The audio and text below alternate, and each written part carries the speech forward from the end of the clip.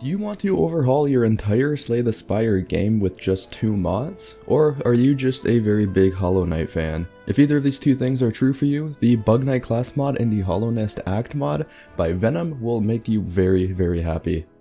The Bug Knight simply just adds a playable class like many other class mods out there, but the real crazy stuff is in the Hollownest Act mod, which is best played alongside the Bug Knight class mod, and adds 3 new entire acts with its own animated enemies, relics, boss fights, events, and everything else that you'd expect. It's an insane amount of content from the world that a lot of people love of Hollow Knight. The only thing that will be familiar from the vanilla game would really be the shopkeeper, the colorless cards, and the relics. Although both of these mods also add a lot of their own unique relics. Honestly, I've never actually played Hollow Knight. It doesn't seem like my type of game, but I'll definitely admit that the art style and the characters of the game do look very cool. I would like this mod no matter what it was themed around, because all of the really cool, uniquely designed content that this mod actually adds. The class mod is pretty simple, but it is really well designed and super fun to play. The starting relic is the Knight's Mark, which causes you to gain 1 soul every time you play an attack. The starting deck already comes with a card that uses soul as a resource, Simple Focus, which uses 3 souls to heal 6 HP, being reduced every time it's played until it exhausts. This card can be upgraded to no longer cost souls, but there are so many more extremely powerful cards that use these souls as a resource, which we'll get into a bit later. Your other starter card is called Pogo Strike, which is a 0 energy to deal 4 damage and then discard and draw. The rest of your starter deck is 4 quick dashes that give you 5 block and 4 nail strikes that deal 7 damage. It's pretty interesting because the quick dashes are a bit stronger than normal defense you'd find in any other class because they can synergize with the many dash cards available, and the nail strikes are stronger by 1 more damage. With this class, there are 3 main archetypes you can build your deck around, being Soul, Void, and Infection. And your character model even changes based on which of these archetypes are mainly in your deck, which I love so much. We already glossed over the Soul archetype with the beginning starting relic and the Simple Focus card allowing you to utilize souls right at the beginning, but there are so many cards that use soul, such as powerful attacks like Howling Wraths costing 2 energy and 3 souls to deal 18 damage to all enemies, skills like Channel Nail costing 0 energy and 3 soul to gain an extra energy and cards next turn, and even powers like Balder Shell allowing you to block every time you spend any soul on a card. There are so many ways to get extra souls beyond your starting relic as well, like Soul Strike or Good Intention simply giving you extra souls on top of solid damage and block for their energy cost. There are a lot of ways to make this soul synergy more powerful with cards like Soul Master making focus spells cost 1 less, or Awoken Dream Nail increasing the soul limit by 1 and instantly filling it to the max. And then there's even new relics like King Soul, a boss relic that will replace your starter to automatically gain 4 soul each turn and increase your soul limit by 2. This is probably the most basic and easy to understand archetype, especially seeing how the starter relic already supports it. Out of the 3 archetypes, I'd say most of my successes have been coming with souls, and using the souls for very powerful low cost attacks.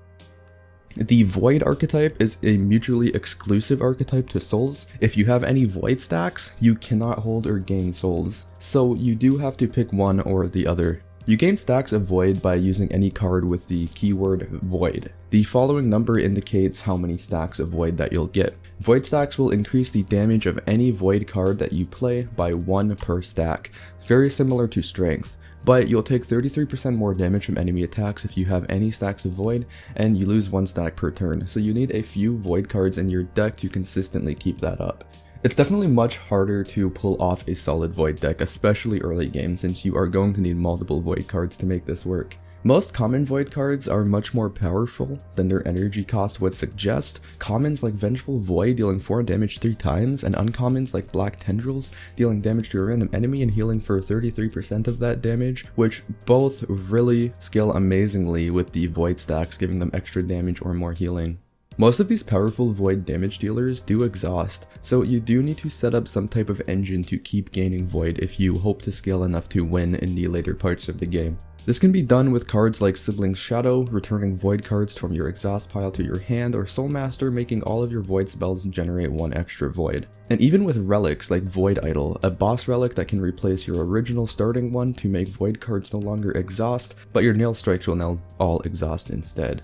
The last big archetype is Infection, which is not mutually exclusive to either Soul or Void, so you can mix it with either one if you'd like. Many cards will give you this Infection debuff that deals blockable damage to you equal to the stacks at the end of your turn, and you lose 2 Infection stacks per turn.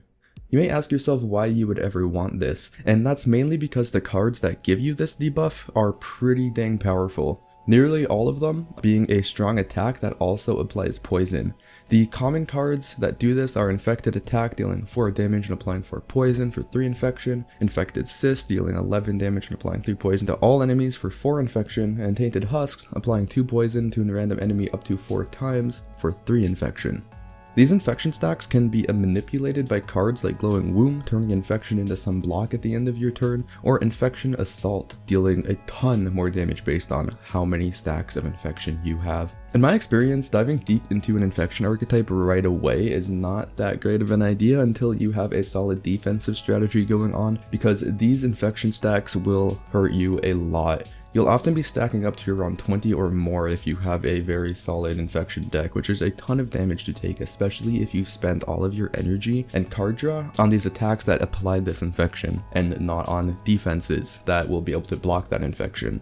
This archetype doesn't really have a starting relic replacing boss relic like Void and Soul does, but it does have some pretty amazing common relics like Isma's Tear, making you take 2 less damage from infection, and King's Brand, allowing you to spend infection for any card that requires you to spend souls. I'd say this whole archetype is a lot more dangerous than Void and requires a lot more skill and luck to pull off, but it can absolutely destroy the Spire when you get it off, especially with a card like Infected Guardian that can double the poison and double your infection.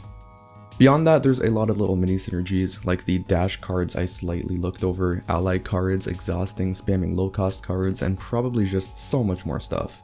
So that's the Bug Knight class.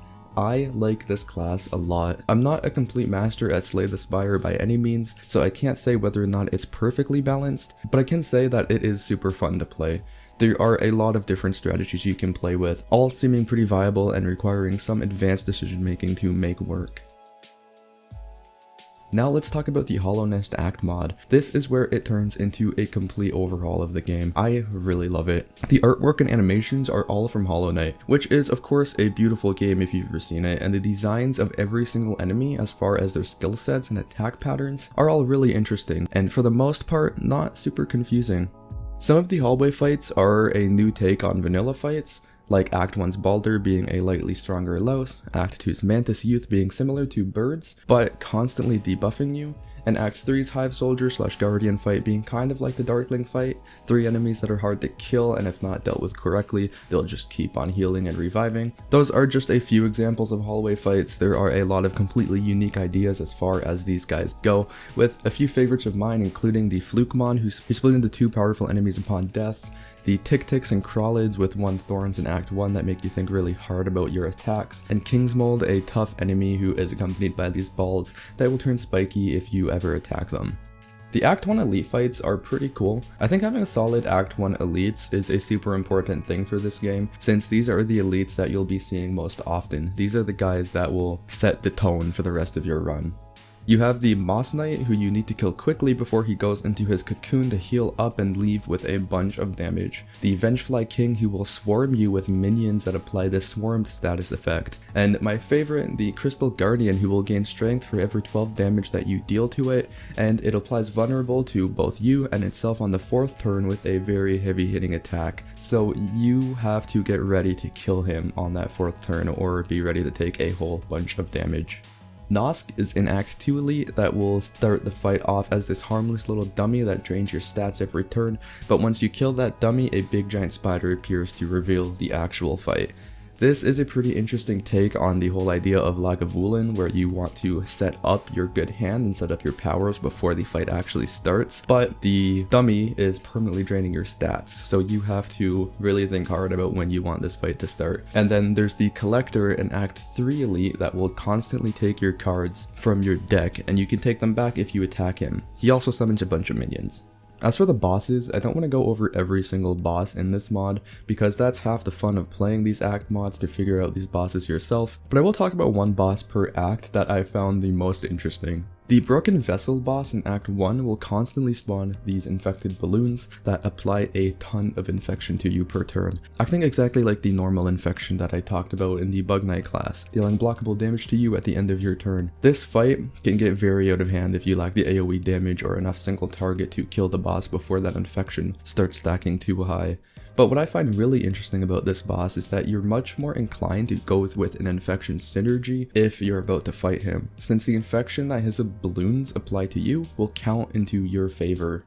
Cards like Jin's Soul that can basically turn this fight into a free fight makes you lose all of your souls, voids, or infection stacks to gain that much temporary HP. Then there's Infected Assault that will deal more damage based on how much infection you have. So I think that's a very interesting fight.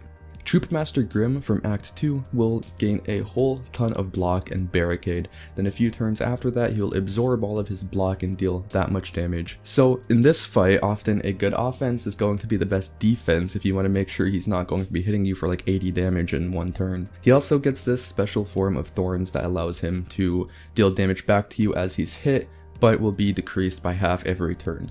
Grey Prince Zote is a boss in Act 3. He'll deal 1 damage to you every time you play a card and lose stacks of these precepts, and every time you play 57 cards he'll heal half of his max HP, making the fight pretty difficult. And he also summons a ton of extremely powerful minions every second turn as well.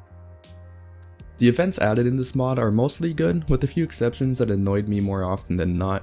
A really common one that you'll encounter in Act 1 that sets the tone for really the rest of your run is the Shrine of the Three Dreamers, but you'll have to click through a bunch of times to get to the end to receive a unique relic, the Dream Nail. This relic gives extra options in future events. Most of these new options remove the downside of events giving new unique relics. There are a bunch of normal events with simple things that you'd expect like upgrades, card removal, healing, and such, and there are some fun and unique events.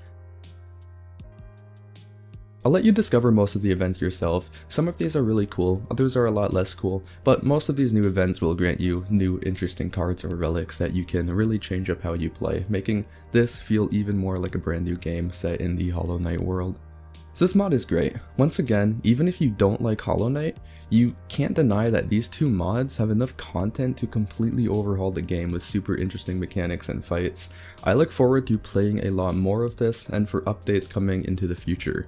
If you're interested in more content like this or any Slay the Spire mods, just let me know. Also, let me know if I went too in-depth into this or not in-depth enough. I want to do more mod spotlights for Slay the Spire, and I want to make sure that it's actually enjoyable to watch because there are so many amazing mods for this game. But as always, thank you for watching, and I will see you next time.